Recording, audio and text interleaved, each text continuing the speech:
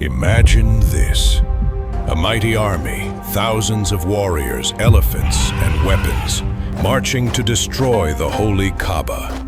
The people of Mecca were terrified, helpless.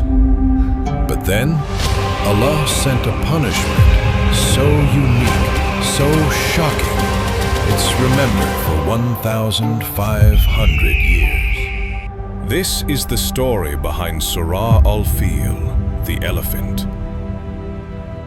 It's not just a tale of a ruined invasion. It's a sign, a warning, and a promise that the house of Allah is protected and that human arrogance, no matter how loud, cannot stand against the will of the most merciful. Come closer. Let's go back to the sands of Arabia. The year was 570 AD, in the year they still call Al-Fil. Bismillahir-Rahmanir-Rahim. In the name of Allah, the most merciful, the especially merciful. Alam tara kayfa fa'ala rabbuka bi ashabil fil. Have you not seen how your Lord dealt with the people of the elephant? Alam yaj'al kaydahum fi tadlil. Did he not make their plan go astray? The Kaaba stood in Mecca.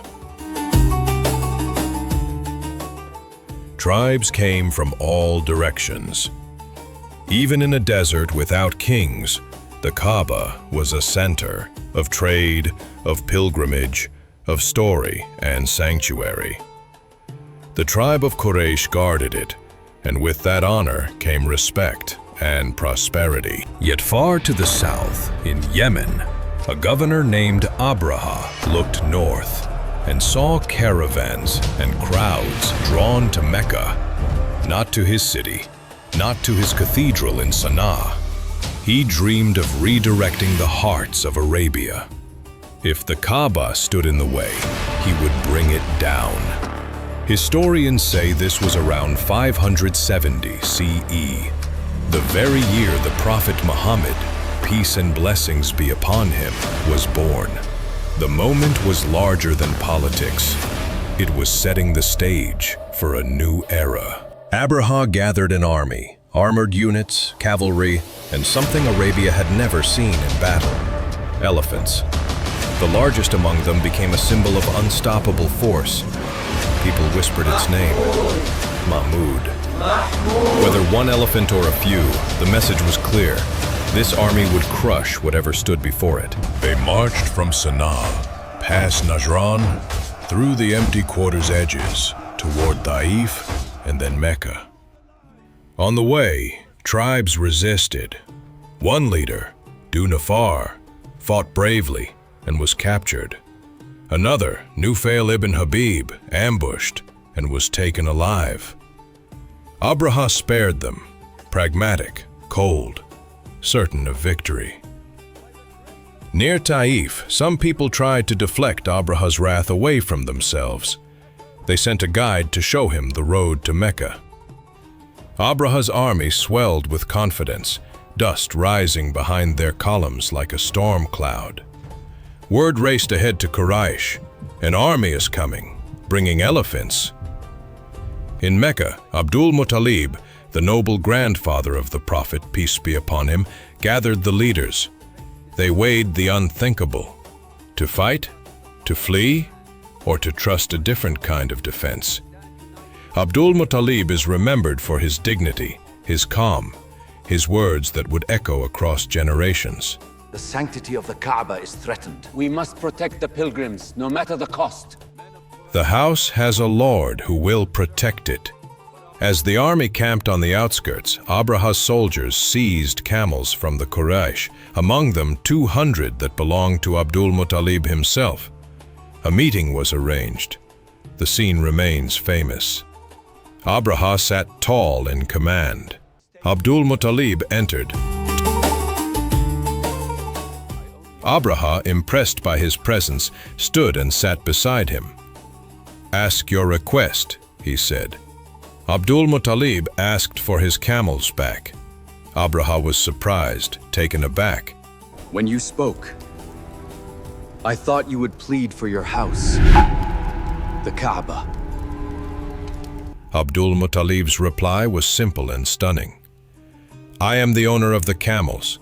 The house has a lord who will protect it. Abraha returned the camels, but his resolve did not change. At dawn, they would march. As night fell, the people of Mecca left the city, climbing to the surrounding hills. Abdul Muttalib circled the Kaaba and prayed, O Allah, protect your house. They cannot overcome you. A silence hung over the valley. Only wind and the soft shifting of sand. Some say the stars were unusually clear. Others, that time itself felt held in a breath. وأرسل عليهم طيرا أبابيل. And he sent against them birds in flocks upon flocks. Ababil, waves, flocks, groups upon groups. Not the usual birds of the valley. They came from above the horizon, then more, like a living pattern scattered across the sky. Morning broke. The army assembled. Elephants! Dust rising. The elephant stood ready, calm and formidable. The order came, advance. But the lead elephant would not move toward Mecca. They prodded it, they struck the earth. They turned it to face another direction, and it walked. Face it toward Mecca, and it refused. Some narrations recall Nufail bin Habib leaning into the great animal's ear. Kneel, Mahmud, and go back safe. The elephant knelt. The army tensed. Confusion spread. And then shadows crossed the sand. Wings. So many wings. The army looked up. Across the sky, birds in formations. Not swooping once, but returning, circling, pressing higher and lower as if guided. Each bird carried small stones, pebbles of baked clay. ترميهم بحجارة من سجيل. Striking them with stones of baked clay. The birds began to release their pebbles, precise, relentless, not chaotic like rain, but targeted and terrifying. Leaders and foot soldiers alike staggered. The army broke formation. Panic erupted. Where the pebbles struck, illness spread fast. Flesh and armor could not protect them. Some fell in moments. Others fled, only to be overcome on the road home. The might that had filled the valley an hour before dissolved into fear and silence. Abraha himself turned back with what remained of his forces.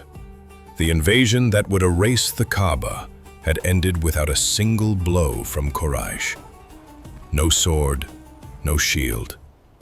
Only a sign, seen with the eyes, etched into memory. For years after, people in Arabia spoke of that day. The year of the elephant marked time itself. Children would ask their elders, "Were you there when the elephants came?" Yes, child. I remember the sky that day. "Were you there when the elephants came?" And the elders would answer with a hush. And when the Quran was revealed, it did not retell the event like folklore. It asked a question. Have you not seen how your Lord dealt with the people of the elephant? As if to say, you know this. You have heard it from your parents. You walked the ruins of that camp. You saw what arrogance meets when it challenges the Lord of the house. فجعلهم كعصف مأكول. Chewed up stubble scattered on the ground. The image is stark, like husks left after grazing, emptied, powerless, blown by the wind. The message is precise. The Kaaba is not protected by stone, but by the one to whom it belongs. From the sands of Mecca to your heart today, the sign is clear. When everything seems impossible, remember the morning when elephants stopped and the sky answered. May we be among those who recognize the signs, honor the sacred, and place our trust where it belongs. If you like this video, then please do not forget to like, share, and subscribe.